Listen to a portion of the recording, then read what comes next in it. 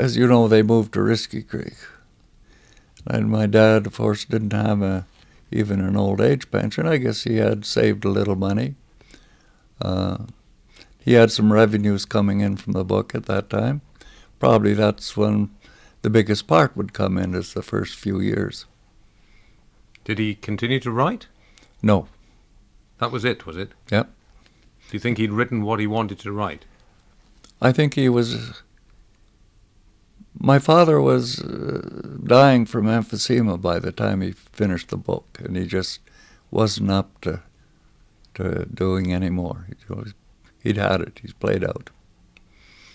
If he'd have been in good health, I'm sure he would have continued writing.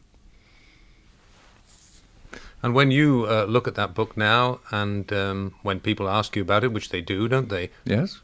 What do you make of it? I think it was a pretty good piece of writing from somebody who had never written a book. A lot of perseverance involved in getting the book published.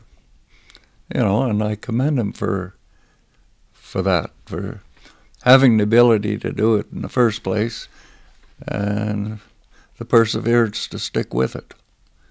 Yeah, I'm quite proud of him for being able to do that. And how much interest have you had over the years in people who want to talk about Three Against the Wilderness?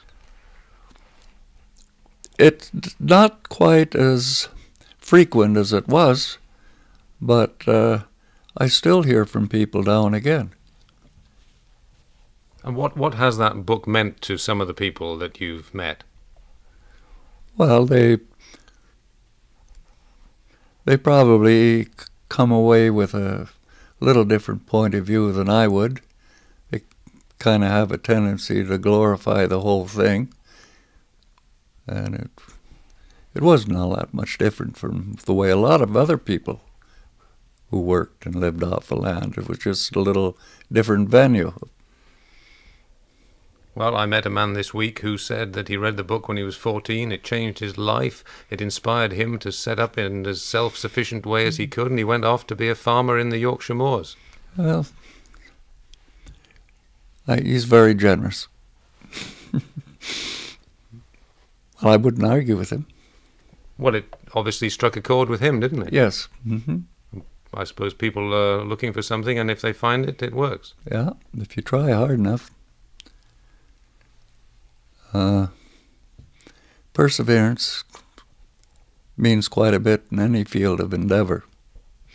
And do you still think of yourself as one of the Three Against the Wilderness? Oh,